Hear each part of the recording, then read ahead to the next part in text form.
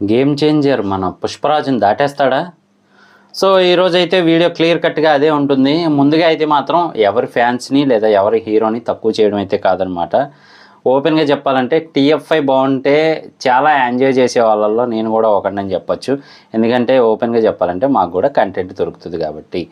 So ఇంకెందుకు ఆలస్యం, పూర్తి వీడియోలోకి వెళ్ళిపోదాం. వెళ్ళే ముందు కొత్తగా మన ఛానల్ చూస్తే సబ్స్క్రైబ్ చేసుకోండి, అలాగే లైక్ చేసి సపోర్ట్ చేయండి. పదండి వీడియోలోకి వెళ్ళిపోదాం ముందు అసలు అర్జెంటుగా. సో మరి ఇప్పుడు ఎక్కువగా నడుస్తుంది ఏంటి అంటే మాత్రం గేమ్ చేంజర్ వస్తున్నాడు. అదేనండి మన రామ్ చరణ్ తేజ్ గారి గేమ్ చేంజర్ మూవీ అయితే వస్తుంది. మరి పుష్ప 2 దాటేస్తుందా అనే బజ్ అయితే నడుస్తూ ఉందన్నమాట. సో మరి దీనికి పాసిబిలిటీస్ అలాగే అయ్యే ఛాన్సులు అవన్నీ కూడా మాట్లాడుకుందాం. రెండు ఒకటే ఊరికినే చెప్పాను. సో మరి ఇక పాసిబిలిటీస్ గురించి చూసుకుంటే first of all global star Ram Charan గారు. సో మరి ఆయన మార్కెట్ అనేది ఆటోమేటిక్గా పెంచుకుంటూ వెళ్ళిపోతూ ఉన్నారనమాట మూవీకి కూడా. సో చాలా గ్యాప్ తర్వాత అయితే రాబోతుంది మూవీ. అలాగే ఇంకొక వైపు మన శంకర్ గారు బెస్ట్ కంబ్యాక్ ఇవ్వడానికి అయితే మాత్రం ప్రిపేర్ అవుతున్నారు. సో మొన్న ఇండియన్ 2 వచ్చి ఎంత నిరాశపరిచిందో తెలిసిన విషయమే. సో మరి అందుకని ఒక మంచి కంబ్యాక్ అయితే కావాలన్నమాట. శంకర్ గారి డైరెక్షన్ అంటే ఆషామాషి కాదండి. రాజమౌళి గారు కూడా ఒకానొక సన్నివేశంలో అదే ఇంటర్వ్యూలో అయితే చెప్పారు. ఏంటి అంటే మనకి ప్రేమికుడు సినిమాలో ముక్కాల ముకాబులా సాంగ్ వీళ్ళందరూ ఎవరైతే ఉన్నారో ఆ టైంలో అసిస్టెంట్ డైరెక్టర్స్ కానీ ఇంకా కొంతమంది ఉంటారు కదా డైరెక్టర్స్ అందరూ సెక్షను. సో అందులో అయితే మన రాజమౌళి గారు కూడా కూర్చొని చూడటం అయితే జరిగిందనమాట. ఎలా తీశారు ఆ రోజుల్లోనే ఇలాగా అని చెప్పి. అలాగే ఈయన ఇచ్చే మెసేజెస్ కూడా మనకి కమర్షియల్ ఎలిమెంట్స్తో పాటు వస్తూ ఉంటాయి.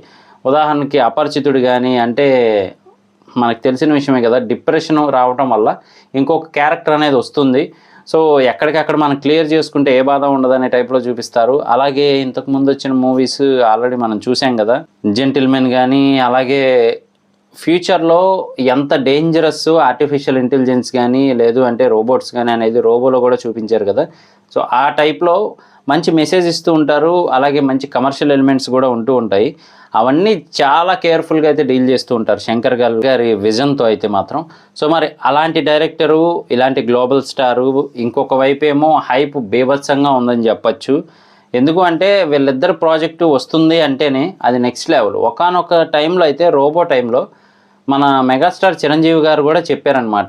ఏంటి అంటే ఇలాంటి ఒక డైరెక్టర్ చేతిలో నేను కూడా వర్క్ చేయాలనుకున్నాను కానీ అవ్వలేదు అని చెప్పి. కానీ మన రామ్ చరణ్ గారికి అయితే ఆ ఛాన్స్ దక్కిందని చెప్పచ్చు. మరి ఇంకొక వైపు నేషనల్ అవార్డు విన్నర్ నటిస్తే ఎలా ఉంటుంది అనే టైప్లో యాక్ట్ చేసి చూపించారు పుష్ప 2లో అయితే మాత్రం. సో మరి ఒక మార్క్ని అయితే క్రియేట్ చేశారని చెప్పచ్చు అల్లు అర్జున్ గారు పుష్ప 2తో. మరి అక్కడ వరకు రీచ్ అవ్వడానికి పాసిబిలిటీస్లో మెయిన్ అయితే మనం చెప్పుకున్నాం ఆల్రెడీ రామ్ చరణ్ గారు, ఇంకొక వైపు ఏమో మన శంకర్ గారు. కానీ వీటికి డిఫరెంట్గా ఇంకా ఇద్దరు యాక్టర్స్ అయితే ఉన్నారనమాట. సో వాళ్ళ యాక్టింగ్తోనే మనకి డిఫరెంట్ ఎక్స్పీరియన్స్ ఇస్తూ ఉంటారు. ఎస్జే సూర్య గారు కానీ అలాగే మన శ్రీకాంత్ గారు కానీ. మరి ఈ మూవీలో గ్లామర్కి కూడా ఏమాత్రం కొరవలేదు. ఆల్రెడీ మనకు పోస్టర్స్లో కానీ సాంగ్స్లో కానీ తెలుస్తూనే ఉంది. కియారా అద్వానీ గారు అయితే మాత్రం నెక్స్ట్ లెవెల్లో గ్లామరస్గా కనబడుతూ ఉన్నారు. సో ఈ ఎలిమెంట్స్ అన్నీ గమనిస్తే కనుక మూవీకి ప్లస్ పాయింట్స్. అలాగే మూవీకి ఇంకొక ప్లస్ పాయింట్ ఏంటి అంటే మాత్రం స్టోరీ అని చెప్పచ్చు. మనం ఇంతకుముందు గమనించిన శంకర్ గారి మూవీస్లోనూ ఈ మూవీలోనూ తేడా ఏంటి అంటే మాత్రం మనకి టీజర్స్లో అర్థమవుతుంది. పొలిటికల్ డ్రామా అని చెప్పి తెలుస్తూ ఉందన్నమాట. సో స్టోరీ మెయిన్ బేస్గా తీసుకెళ్తారు అని చెప్పి తెలుస్తూ ఉంది. తండ్రి కొడుకు క్యారెక్టర్స్ టైప్లో అయితే ఉండబోతున్నాయి అని.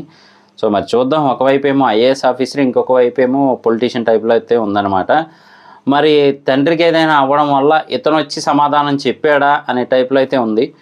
సో తమన్ గారి మ్యూజిక్ యాజ్ యూజువల్గా తెలిసిందే కదా, మనకి బేస్ అది సరిగ్గా ఉంటుంది అనమాట.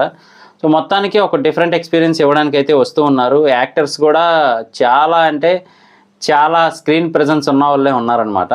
సో చూద్దాము. మరి రామ్ చరణ్ గారికి అయితే మాత్రం ఒక గట్టి పోటీ అని చెప్పొచ్చు మూవీస్ పరంగాను, అలాగే ఆయనతో నటించే యాక్టర్స్ పరంగాను కూడా. సో మరి మూవీ సక్సెస్ అవ్వాలని మనం కూడా కోరుకుందాం. మరి మీరేమనుకుంటున్నారు అనేది మాత్రం కింద కామెంట్ చేయడం మర్చిపోకండి. పుష్ప 2 అలాగే ఉంటుందా లేదు అంటే గేమ్ చేంజర్ దాటేస్తుందా అనేది ఒకసారి మీరు కామెంట్ చేయడం అయితే మర్చిపోకండి.